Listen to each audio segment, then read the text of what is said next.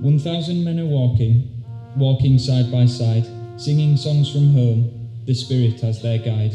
They walk towards the light, my Lord, they walk towards the sun.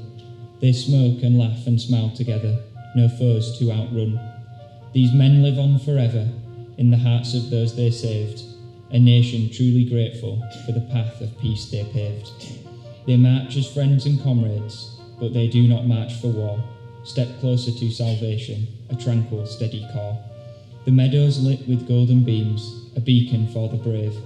The emerald grass untrampled, a reward for what they gave. They dream of those they left behind, and know they dream of them. Forever in those poppy fields, there walks 1,000 men. Today is the 100-year anniversary of Britain falling silent for the first act of national remembrance. Armistice Day marks the day World War I ended at 11 a.m. on the 11th day of the 11th month, 1918. The first 2-minute silence was held in Britain on the 11th of November 1919 when King George V asked the public to observe a silence at 11 a.m. He made the request so the thoughts of everyone may be concentrated on reverent remembrance of the glorious dead. Remembrance honours those who serve to defend our democratic freedoms and way of life.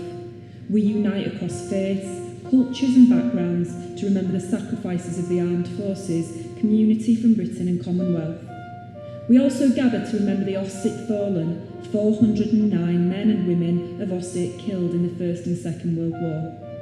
We remember those who supported them, those who worked in munitions factories, women who took on jobs to keep their country running, and the men and women of the resistance. This year, the poppy is also being worn for civilian victims of war and terrorism, thinking about the role they played by our emergency services who are the first to arrive to help the victims. They shall grow not old as we that are left grow old. Age shall not weary them, nor the years condemn.